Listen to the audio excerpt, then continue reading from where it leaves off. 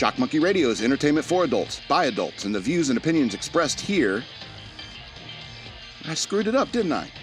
I screwed it up. Anyway, because this is important. People need to know.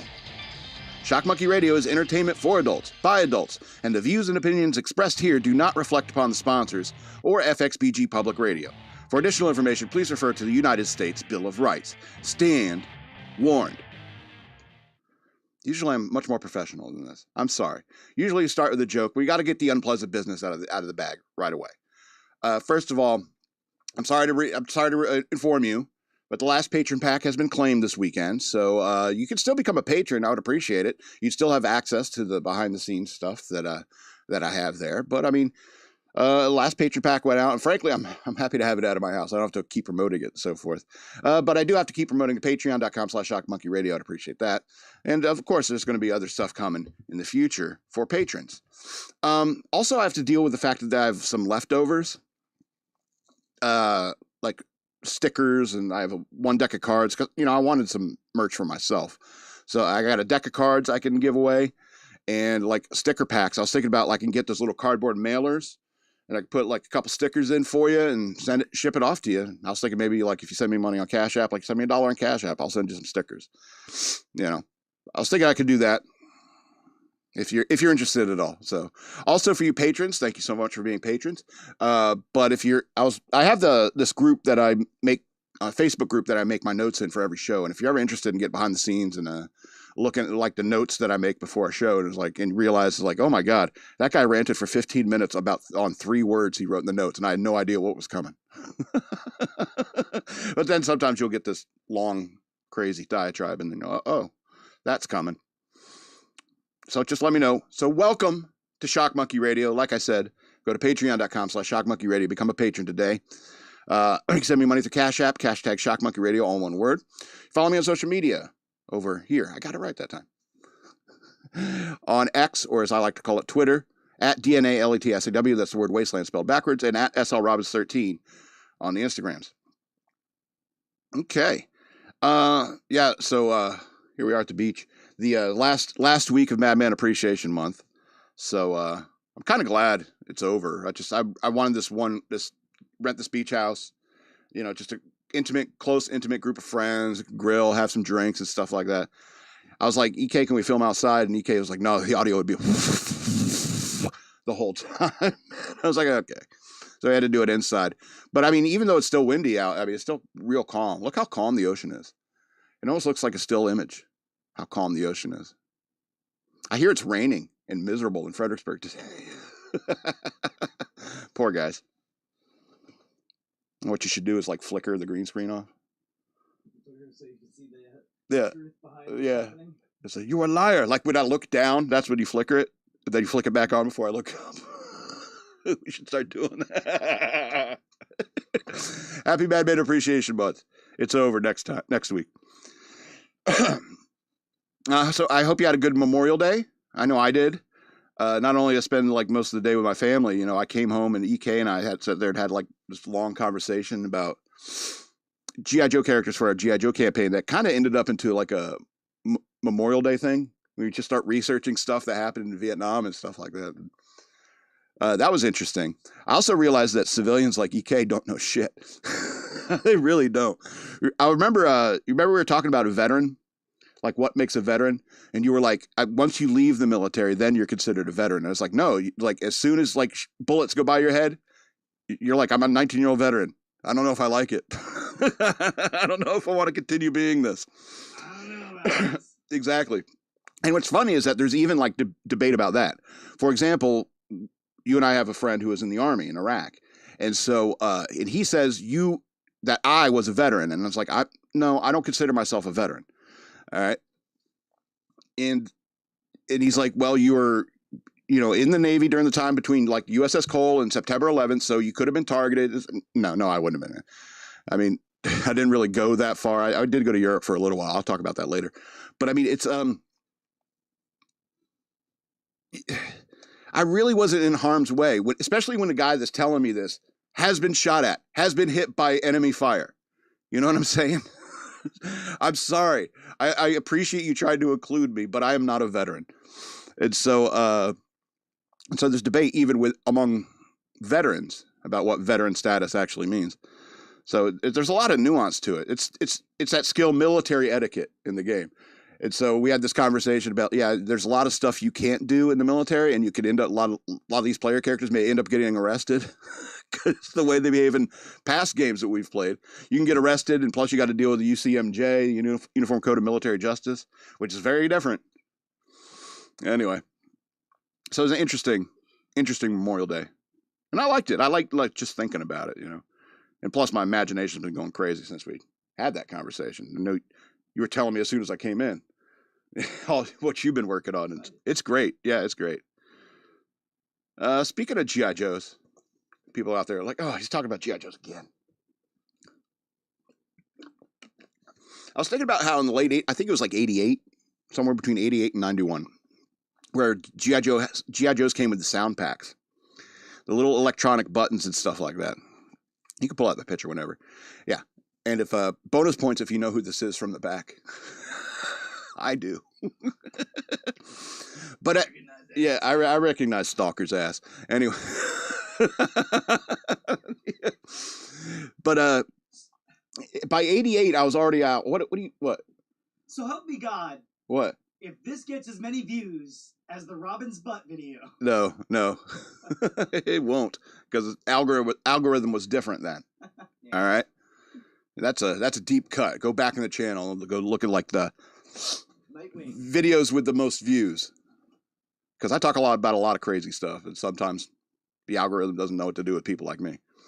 Anyway, so I was thinking about, like, it was like 88 or something when these things came out. And by that time, I'd been out of G.I. Joe. I hadn't been thinking about it for a couple of years. And I was wandering through a toy aisle, and I saw this thing. I saw a commercial. I saw a commercial on TV because I was probably still watching the G.I. Joe cartoons. But so, and they showed this new toy with a bunch of buttons on the backpack that make gun noises, like. But they were like, it was the late 80s. It was very crappy electronic sounds. It was terrible. And even back at being a kid, being 11 years old, I looked at that and I imagined some boardroom meeting where some focus group had watched a bunch of young boys playing with G.I. Joe. And somebody there said, you know what I noticed? A lot of these young boys are making like pew-pew, bang-bang sounds when they're... I have an idea. Let's take that away from them. Let's make a crappy electronic backpack that makes something like electronic noises for about a week or two until like whatever battery's in there starts dying. Yeah, and the battery's not replaceable. You can't get into it. All right. It was like, even at 11 years old, I was like, this is the silliest thing ever, because there was an art to the Pew-Pew. All right. And it was even like when, like I pulled out like General Hawk, and General Hawk had a 45, you go, pa, pa, or if you have a submachine gun at a high rate of fire, you could,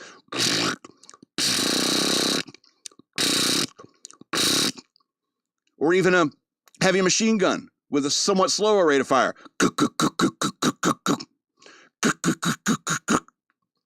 I am way out of practice, obviously, because I remember me being better at this. But I don't understand the logic. It's like, that was a lot of the fun. Like, if you played like G.I. Joes with a kid, he made really good machine gun or explosion sounds. That was another thing. Making explosion sounds. And unfortunately, they didn't understand that that's part of the creative aspect of playing with these things, is making these sounds, is that these sounds makes it realistic for you as best you can. If you're crappy at making the sounds, you're just happy with what you had. You didn't need some objective criticism of how crappy the sounds you make are, as opposed to the sounds 1980s technology could make for under $10. Anyway, I've done a lot of thinking about G.I. A lot about G.I. Joes, and I remember this phase. I was already out, and I remember just walking through the shelves, being like, I don't want this. I'm not interested, but I have an opinion on it. I'm still a kid, after all. Did you go under the ground again? Yeah, I was trying to wire in a second mic. There's a tunnel. You're building some sort of mafia, Hispanic mafia tunnel underneath me with a railway system underneath. All right, you can get rid of Stalker and his fine ass.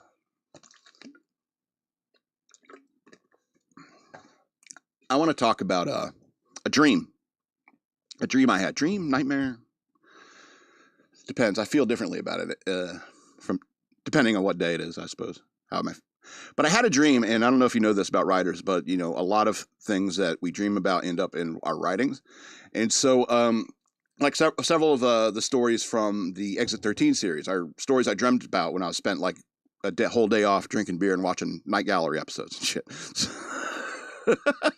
And so, you know, a lot of that spawned from that kind of thing. But sometimes I have a dream and I have to immediately like write it all down. I'm glad I did the warning and I got it right earlier because there's some F-bombs in this. But it's a dream I had, and I don't like reading things verbatim from what I write, but it's incredibly dense, like all dreams are. I'm sure your dreams are very dense as well. But this is what I wrote down after I had this dream. I had a dream where some insane, super rich fan just started throwing money my way. Thanks for being a patron and all that. But he was so rich and eccentric that he started a Madman for President 2032 campaign.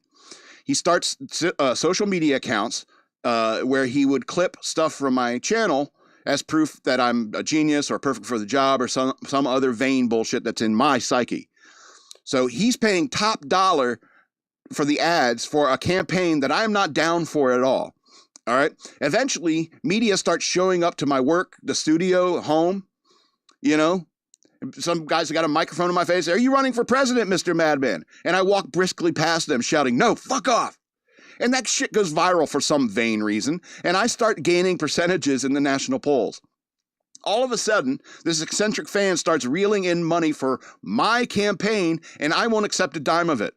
However, I would gain in subscribers and patrons and so forth, and so I would be making some money because I would need to hire security. At first, of course, I'd have a lot of friends and family who would immediately be like calling me up, like, holy shit, man, what the fuck is happening? What do you need? What do I need? I need more security. Anyway, so my neighbors will be pissed as well. They'll be like, get these CNN assholes off our street. Soon I'm wearing hoodies in every shot that you see in the daily news. And the negative aspects of my character of past videos also start going viral, which also causes the prospects of my winning the election to skyrocket. At the same time, I'm being escorted by Vinny and Tyrone to a car, and some reporter shouts to me, what party is you running as? And I shout back, I'm not running. The reporter presses as I get into the car. The eccentric billionaire has stated that that you want to run as a Democrat. And I shout as the door closes, that motherfucker's a liar. Both major parties reject me, and I end up on the ballot as an independent because for some vain reason, this is all going viral. I have to quit my job, and CNN confronts me on the way out. Mr. Madman, they say eccentric billionaire is going to be your running mate. Indignantly, I shout, I've told you 1,000 times I'm not running, and I don't know that motherfucker. Vinny shoves the cameraman back a little. She follows up with, is your running mate going to be Pedro Pascal? I fire back, I don't know that motherfucker. All this goes extremely viral. Then next thing I know, I'm the first independent president that's ever elected to the office. Next thing you know, I'm in the Oval Office having an argument with the head of Secret Service. Why exactly can't I smoke in here? I am the president of the United States. And the head of the Secret Service is like, well, it's a working environment, Mr. President, so we don't want people smoking. You know, people work here. And I shout, shut up, shut up. This place smells horrible. Smoking in it would make it smell better. And everyone's just laughing their heads off because every time I get angry, every time I start shouting, everyone thinks it's a bit. It's how I got in the office. And I wake up.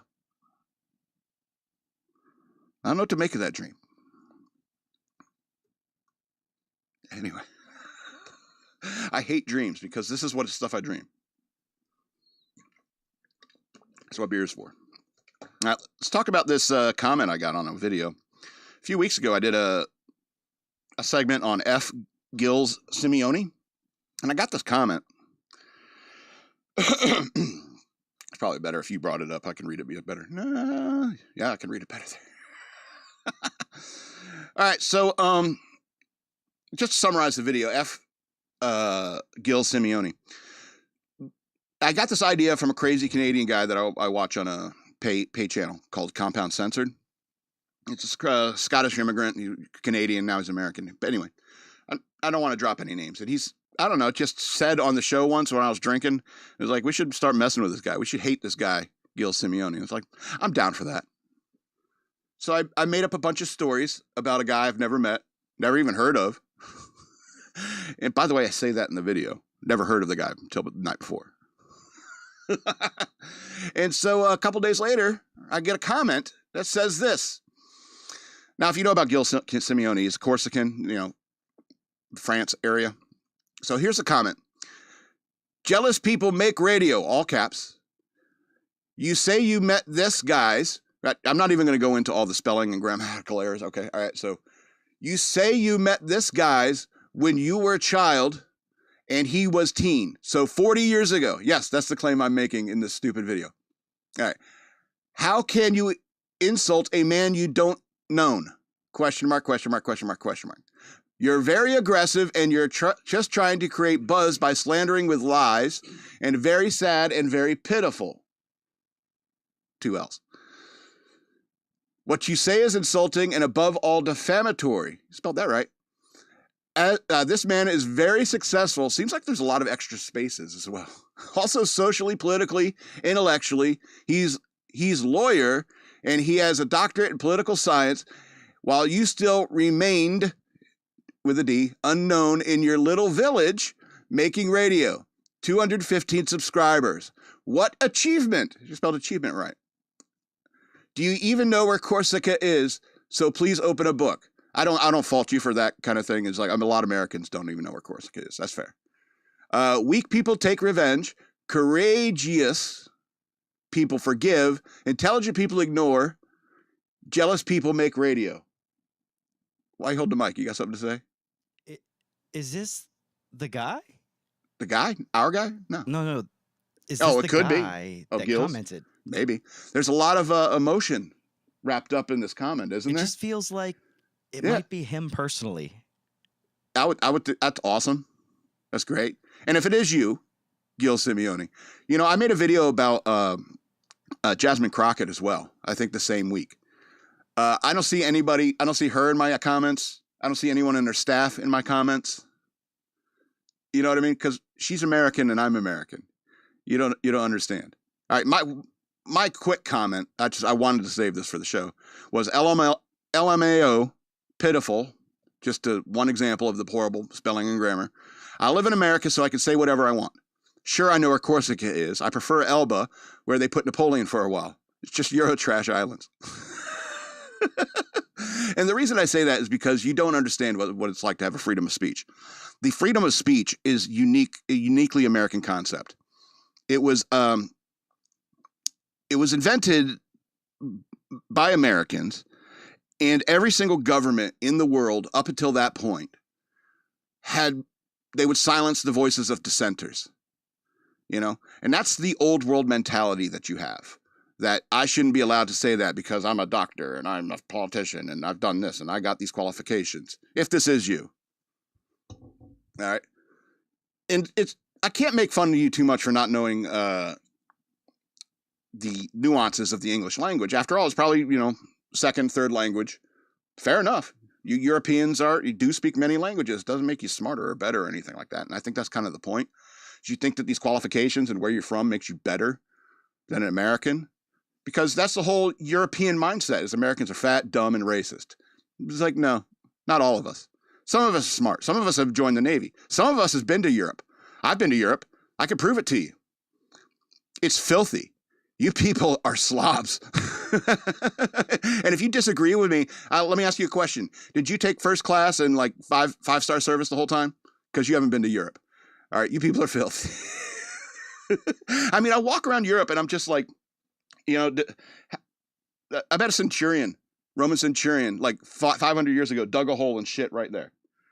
You you see trash scattered around, and there's a lot of trash scattered around Europe. You see trash scattered around, and you look at it sometimes. Is that that paper on that twig over there? Is that parchment? Is it papyrus? Has anyone cleaned up as all these armies just slide back and forth all over Europe? Anyone clean up? How else can I prove it to you? I'll say something positive about Europe that I liked. Ever since a white American man named Willis Carrier invented air conditioning, it kind of revolutionized the world. Air conditioning is one of the greatest inventions ever. I mean, summer's coming. You'll appreciate it soon. But after the invention of air conditioning, every single building in the United States, like 99% of all the buildings in the United States, are sealed up. All right. And I think this kind of accelerated the no smoking thing in America. But when I went to Europe, a lot of those buildings are older than like the 40s and stuff like that, and so they would already have a ventilation system set into like a bar. Like I'm thinking about one bar in particular that it could seal up so they could turn on the climate control stuff, the air conditioning or the heat. But like in a summer day, they could like push out these big windows and you get like a cross breeze, especially if it's like on a corner, and you get a cross breeze from both sides. And and you could sit there in the bar, you could smoke cigars and drink beers all day, trying to figure out the local language as best you can. And there's good ventilation. You can feel like you can breathe, but you go to a smoking section in any American bar or restaurant, it's like you feel like you're choking on it because it's all sealed up. Positive thing. All right. And so as an American, I can say what I want. I could, make fun of you for being European. But I will say what I don't notice in this post. I do not see a denial that Gilles Simeoni was in Lake Placid, New York in 1985-1986 school year. I do not see a denial that he was in Fredericksburg, Virginia in 1994, where he gave me bad advice to break up with the one that got away. And I do not see a denial that he was living in La Jolla, Virginia in 2006, where he was doing weird sexual and genetic experiments with horses. I see no denial of that. And even if English is your second language, and you understood enough of this video to understand that it's insulting, certainly you should have picked up the context clues that I have no idea who this guy is, and that I'm making up every single thing of this. I'm sorry, I do not believe that you can spell achievement correctly, which, by the way, most Americans misspell that the most. That actually is proof that you're not American. You spelled achievement correctly. All right. Oh, I forgot my point. What was I saying? Anyway, yeah, Americans, we know that we can say whatever we want, and it doesn't matter. For example, Jasmine Crockett could sit there and go comment on my video, but Americans know is like, he just has 215 subscribers. Why do you care? Why are you so emotionally invested in this nonsense, in this bullshit that he's obviously laying down? So the only real answer is that whoever wrote this absolutely does not have a sense of humor.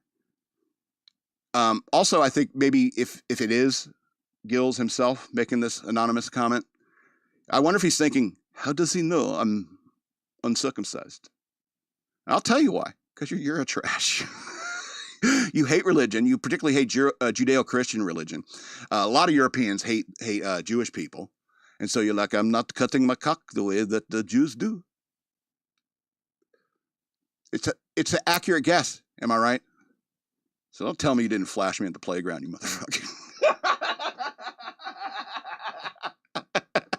Do you understand? It's bullshit. I even mentioned the horse thing. It's just something to fill my show, and I don't care about having 215 subscribers. I'm thankful for every single one. I was thankful when I had dozens of subscribers. Now I can say I have hundreds. All right. Call me optimistic in that way. Freedom of speech, motherfucker. All right, let's do a movie review and do the news. That was fun. Because, I hate explaining jokes, because it's usually people who are really, really stupid. I watched. All right, we need a stopping point. Hold on.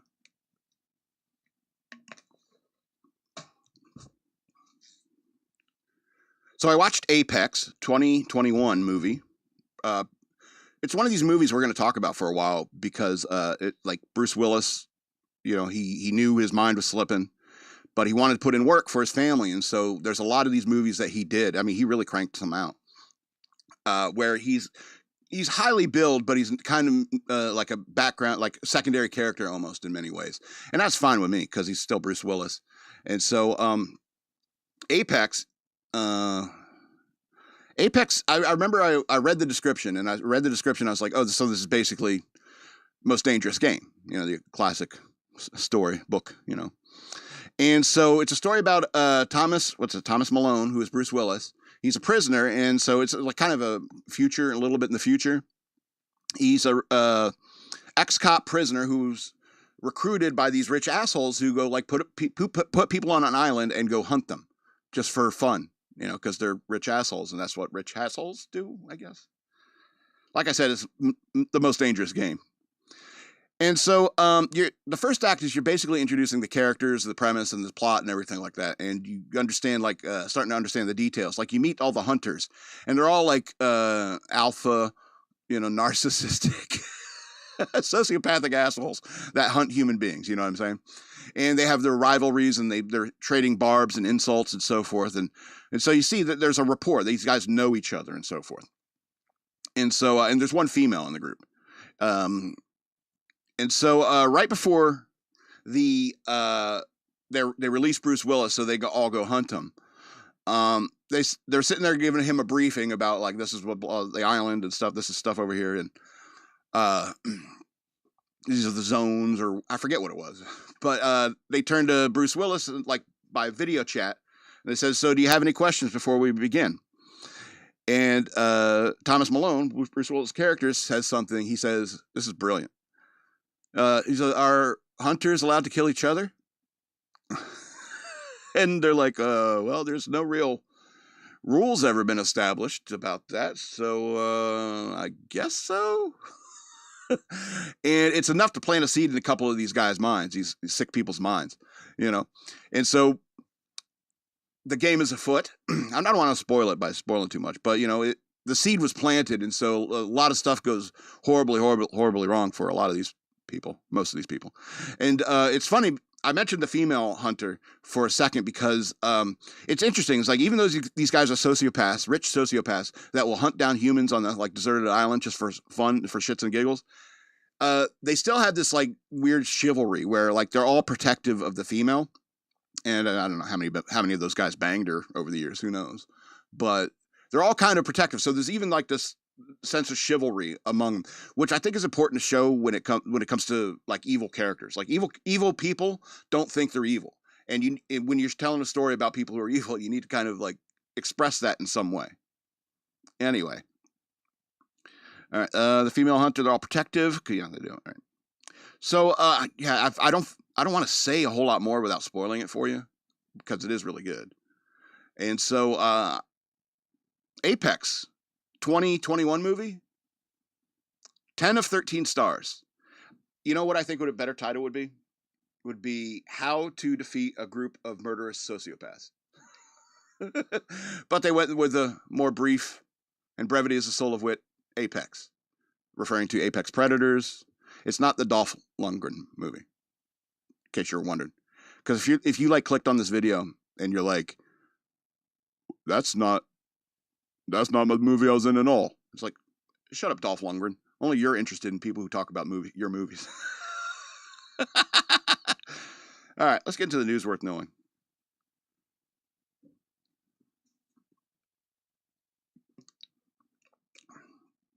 All right. Pretty unhappy with Trump lately. I really didn't like the Qatari plane, the jet thing. Tariffs is making people a little weird. And I don't understand this constantly messing with Canada. You know, they're our friends. They're basically a buffer state in between us and Russia. You know, strategically, I think it's very stupid. I think you got to triage your enemies. You know what I'm saying? And so there's a lot I can complain about Trump about. But we're going to read this article. Trump claims Canada considering offer of free Golden Dome in exchange for being the 51st state. President Donald Trump purported on Tuesday that Canada was considering, in quotes, giving up its statehood in exchange for protection by the proposed Golden Dome missile defense system at no cost, despite Canadian officials repeatedly stating that the country is not for sale. This is a quote. I told Canada, which very much wants to be a part of our fabulous Golden Dome system, that it will cost them $61 billion if they remain separate, but an equal nation, but will cost $0 if they become our cherished 51st state, he wrote on Truth Social. They are considering the offer, he claimed. I wonder if, like, they said, like, yeah, we'll consider it. Yeah, we'll consider that. So Trump has threatened in recent months to annex Canada, an idea fiercely rebuked by Canadian officials and their citizens. I don't blame them. Canada's Prime Minister Mark Carney, who secured an election to win last month, in part due to Canadians' opposition to Trump's wish to make the country part of the U.S., told Trump earlier this month that his country won't be for sale ever. King Charles III, who is recognized as Canada's sovereign. So, yeah, who we got to talk to here? All right. He gave a speech before the Canadian Parliament on Tuesday in which he appeared to reject Trump's idea of purchasing a North American country and making it the 51st U.S. state. Canadians can give themselves far more than any foreign power. This is terrible. I should stop that. Canadians give themselves far more than any foreign power on any continent can ever take away, he said. And that by staying true to Canadian values, Canada can build a new alliances and new economy that serves all Canadians. As for the Golden Dome, Trump announced last week the U.S. had officially selected the architecture for the missile defense system that will create a network of satellites to detect, track, and potentially intercept incoming ballistic missiles. The U.S. president said the project would cost $175 billion to build and that it was expected to be fully operational within 3 years. He also said Canada would be included in its safety net. So do you think that, like, they were planning on doing it anyway? Protected Canada? I mean, they're an ally. Mexico too. I don't know. Nobody's interested in nuking Mexico, you know.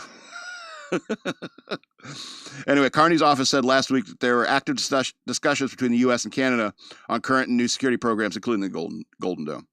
Yeah, so I don't know. I don't think that maybe Canada knows it's like they're not going to not protect us. You know, the missiles coming through their territory, like, well, we might as well shoot it down. It's getting pretty close to us. So, and wouldn't, like, each province get its own state? Because there's a provincial government for each province, is there not? What are you going to do with that government? Just to erase it? And there's one seat of the state's power in all of Canada. And where's that? In Quebec? Montreal? I understand if you don't want all this Canada having more electoral power in Congress. I understand that. But one seat of government for a state that big? That's excellent spelling of pitiful. We can't be bribed by the Golden Dome. I understand poor Canadians. I feel bad for them. I don't know why he's doing stuff like this. I think maybe, I don't know, maybe if, like, you get shot at and you're like, screw it, nothing can stop me, I'm impervious, I can do whatever I want, I'm going to take the frickin' plane. I don't care how it looks, this is my last run, you know what I'm saying? So, I don't know, I wish the administration would start doing stuff. I like Dan Bongino, but it's like, why aren't you making any arrests? I like Pam Bondi, but it's like, why aren't you arresting people? This Epstein stuff has been pissing us off for a long time. You know, do something about that. I really don't care about the JFK thing. I think that thing's been settled for decades now. You know, it's so... But I want to see these evil people that we know are doing these evil things put in cuffs. These people that, like, rig elections, that these people that put this geriatric, cancer-ridden man in front of the entire nation and say, oh, he's fine. It's elder abuse. Put some cuffs on people, for God's sakes. As long as they're Canadian. I'm kidding. I know you're watching both, so I'm just trying to bust your balls from afar. It's not like, you know, you're a bro and I could just flick you right in the dick, you know. Bag tag. Yeah, I can't bag tag. Because that's how bros hang. All right, let's talk about these two Secret Service officers brawling at Obama's. Bros. Huh? Not bros. Not bros. Not bros. Exactly. So two Secret Service officers suspended after a brawl outside Obama's home. So 2 U.S. Secret Service officers have been suspended after reportedly fighting with each other in front of former President Barack Obama's Washington, D.C. mansion last week. Michelle, get out here. Take a look at this. The 2 uniformed officers were outside Obama's residence around 2:30 a.m. on May 21st when one called for a supervisor to come immediately before I whoop this girl's ass. So if you haven't figured it out, it's 2 female Secret Service officers. And that's according to the audio that was posted online. In addition to the audio, video published Tuesday by Real Clear Politics shows the female officers punching and shoving each other. I need a supervisor out here immediately before I whoop this girl's ass, one of the women said into the radio. Yeah. The Secret Service confirmed the fight with Fox News Digital. The individuals involved were suspended from duty, and this matter has been a subject of an internal investigation. Secret Service has a very strict code of conduct for all employees, and any behavior that violates the code is unacceptable. All very standard. Given in this personal matter, we are not in position to comment further, the spokesperson added. It wasn't clear what prompted the fight between the 2 officers. I don't know. With women, who knows? With women, who knows? You may never get to the bottom of that. You know, I just hope are we done with this experiment with women cops and stuff like that? They're not cut out for the job. All right. Or is it like this? It's like after like Trump got shot and then he got into office, he goes to the Secret Service.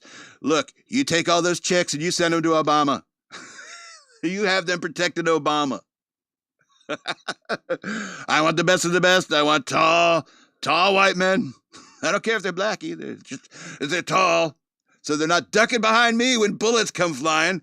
I want a guy, I don't care if he's black, white, Hispanic. I don't give a shit as long as he can find his friggin' holster. So I wonder if like the Obamas get all the crappy Secret Service agents now because the Republicans are in power. Anyway, you got to laugh to keep from crying, ladies and gentlemen. All right, let's talk about weird French people. Euro trash. So Emmanuel Macron's wife seen shoving him in the face as viral clip. I probably should have downloaded the video. My bad. I should have brought something. Should have done my homework. Emmanuel Macron's wife was seen shoving him in the face in a viral clip as France's first couple arrives in Vietnam. So her name is Brigitte Macron. Her name is Brigitte Macron, and was seen shoving her husband, French President Emmanuel Macron, in the face while the couple was waiting to disembark their plane in Hanoi, Vietnam. Video of the incident showed the uniform man opening the plane door as Macron was seen wearing a suit and standing in the doorway. Brigitte Macron's arms in red sleeves could be seen reaching out and pushing Macron away, with one hand covering his mouth and part of his nose while the other was on his jaw. It was like two-handed face. As some people in the United States, they mushed their face. The French president, this is what I love the best. The French president quickly turned his head away, but suddenly noticed the news cameras capturing the moment. He quickly smiled and waved before exiting the doorframe. Macron and his wife later disembarked the stairs together of the aircraft together. The French president offered his arm, although the first lady, seen wearing a red blazer, did not take hold of it. They fighting. As the clip recorded by the Associated Press quickly went viral, Macron said that he and his wife were play fighting. I guess he. A headline of the story on the website, the daily Le Parisien newspaper, said, "Slap or squabble." The images of Emmanuel and Brigitte Macron disembarking in Vietnam triggered a lot of comment. Macron told reporters that the couple, who met at a French high school where he was a teenage student, she was roughly 39-year-old married teacher who was simply joking around. Emmanuel was 29 when he married Brigitte in 2007. We were squabbling, or rather joking, with my wife. The incident is overblown into some sort of geoplanetary catastrophe. Yeah, I agree. It's not that big a deal. I've seen couples do this. I have never seen a woman like her. I don't know. You should look her up. So, like I said, French people are weird, and Gilles Simeoni is just one of them. So is Emmanuel Macron, and so is Brigitte Macron. It's but I do say, like, even if that chick's actually a man, and it's a beard kind of thing, and a couple play fights, and there's no real, like, unless you saw her beating him. I don't know. Couples are a little bit more, I don't know, physical with each other. But in the end, it doesn't really matter. In the end, it doesn't even matter. All right. Let's talk about Harvard. I am sorry for singing and so forth. And I don't know what to tell these people who are trying to message me during my show. You know I do a show, right? Anyway. Harvard president urges school to address lack of conservatives on campus. Oh, you take the money away. Harvard's president said the lack of conservatives on the Ivy League campus and a fear of expressing unpopular views among students and faculty are problems the school really needs to address. The administration and others have said that conservatives are too few on campus and their views are not welcome. Insofar, that should be one word.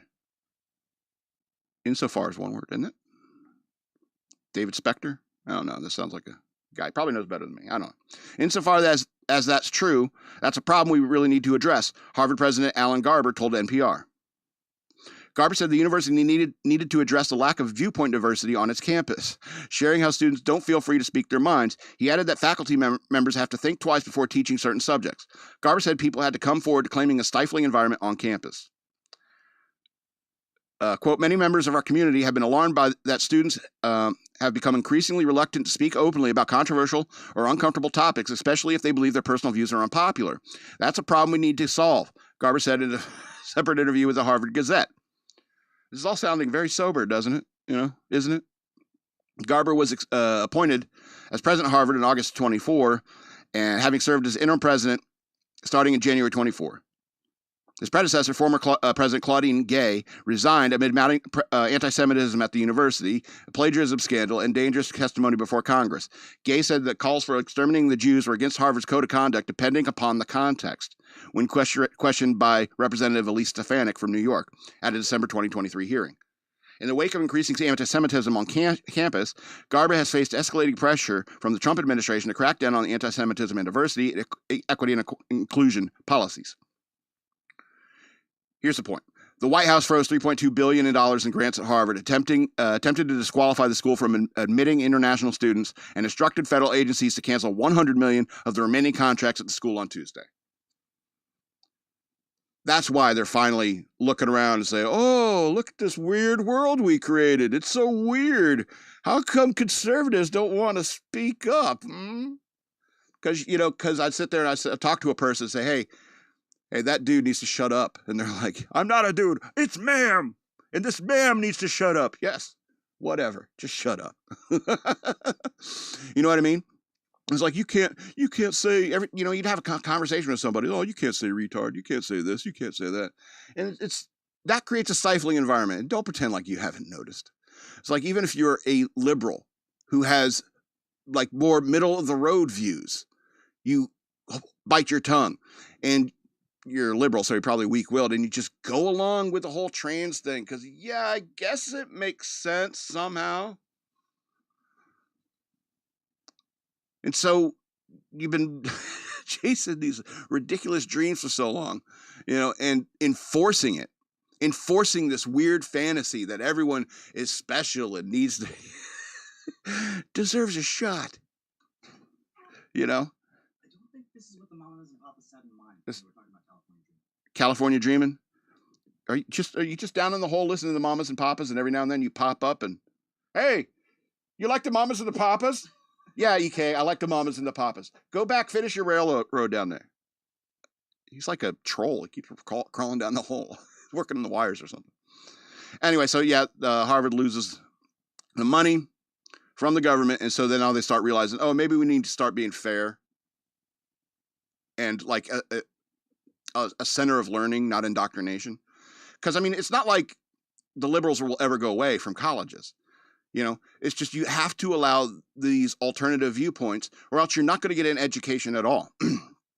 Like, if you go to a college and everyone has the same political opinions, no matter what, and then you encounter the differing opinion out in the real world, somewhere other than college, you're not going to know what to do. So what do you probably do? I don't know. You probably freak out, call them racist, shout at them in the streets, spit on them, because that's what it seems like people are doing in those situations. Oh my goodness. So, all right, let's go on to the next story. Okay, yeah, 2 more lighter stories, and then we're done for the day. We get out of here. Cowabunga. The friggin' puns. I'm so done with the puns. But I know there's more coming up because I read all these articles. Cowabunga. Flood-swept cow washes ashore on beach alive and mooing. By Jasmine Bear. In the midst of Australia's devastating floods, one moving tale of survival has emerged from the waves. A cow swept, a cow, swept away by raging waters, was found alive on Old Bar Beach, approximately 11 miles from its home in Taree, New South Wales. Taree? Taree? Is that how you say it? It's almost like a town name like that, Taree. It's almost like you have to say it in an Australian accent. Is it Taree? Sorry, Australians. I've been to Europe, but I've never been to Australia. So if it had been Australian commenting on the video, it would be a different story. Layla Phillipson discovered the bovine in the sand and shared photos on the Taree community notice board on Facebook, leading to the cow's reunion with its owner. That's awesome. A live cow. This is the post, I guess. A live cow, Old Bar Beach between Wallaby and Meridian. I guess those are street names. And she was typing quickly. The incident occurred against the backdrop of severe flooding across New South Wales. Like, you could tell me, like, we've had bad flooding all over New South Wales. I have no idea what the weather is like in New South Wales. Anyway, it's opposite end of the world. You know what I mean? Slow-moving low-pressure system has unleashed record-breaking rainfall, some areas receiving over 27 inches of rain. The deluge has resulted in 5 confirmed deaths, left approximately 50,000 people isolated, damaged, and estimated 10,000 properties. So I guess it was good to have like a more positive story coming out because a lot of people losing stuff. The Manning River, which flows through Taree, reached levels not seen in nearly a century, contributing to the displacement of livestock and residents alike. So you need to rename that cow Lucky. According to the Independent, emergency services have conducted over 700 rescues, and efforts continue to provide aid to affected communities. While this cow story brings a bit of levity, the situation remains dire. So pray for our Australian friends. Authorities urge residents to remain vigilant as floodwaters persist and further weather challenges loom. Yeah, I bet there's a lot of sad stories coming out of there too. So, but this is the happy part of the news segment. So good for the cow. You know, I love you, Australia. I tell you all at the end of the show, I love you. That's unconditional. This is some guy watching an illegal iPhone in China. Oh, the Madman loves me. Yes, I do. What? You want to go to this next story? Very motivating story. He loves puns. He loves puns. Well, you love puns. That's why, like, oh, that comment's worth mentioning. Anyway, let's talk about this last story, which I love. Ready for another pun, Mo? Ship happens. Man awakes to find 443-foot cargo vessel ran aground in his backyard. See, and the pun is a pun on a curse word.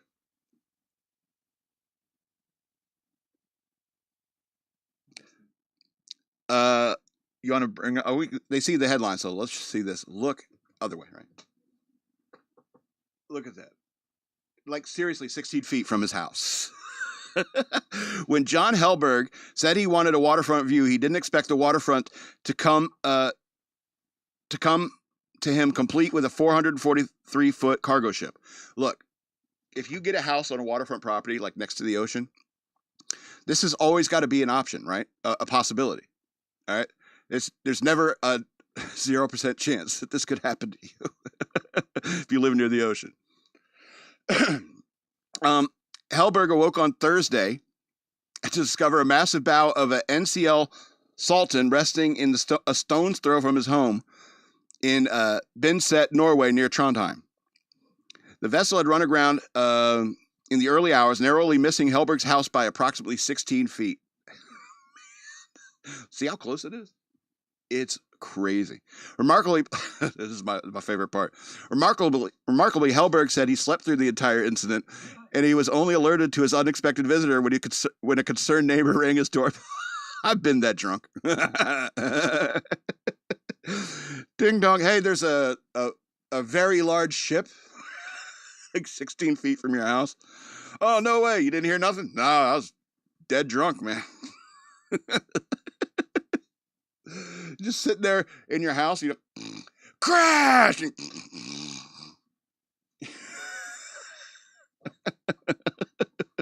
I've been that drunk. Authorities have determined that the ship's watch officer, Ukrainian national in his 30s, fell asleep while on duty, leading to the vessel veering off course. So maybe didn't even wake up the helmsman. Officer's been charged with negligent navigation. No injuries or oil spills were reported. That's good. That's why we can laugh at it. Because the incident did minor damage to a heating pump's wire on Hellberg's property. And this isn't NCL Sultan's first grounding. The ship previously ran aground in 2023, but managed to free itself without assistance. Efforts to refloat the ship during high tide on Thursday were unsuccessful. Oh, no. Yeah, look at that property. It's probably high tide right there, or close to it. Yeah, they're going to need tugs or something. Norwegian Coastal Administration is conducting geotechnical assessments before making another attempt. Shipping company NCL has stated it's cooperating with the investigation. As for Hellberg, he remains in good spirits despite the unexpected intrusion. It's a very bulky new neighbor, but it'll soon go away. So I keep filling up coffee at the house and throwing up thermoses to the guys. Look, you got fresh coffee down there.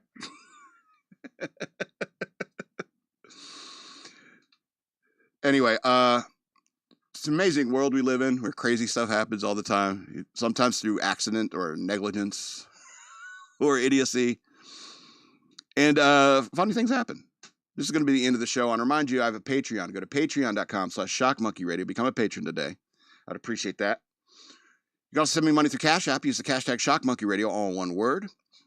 Follow me on social media at Donald Saw. That's the word wasteland spelled backwards on Twitter. And at SLRobbins13 on Instagram. This has been Shock Monkey Radio. I'm the Madman. Believe it or not, I love you.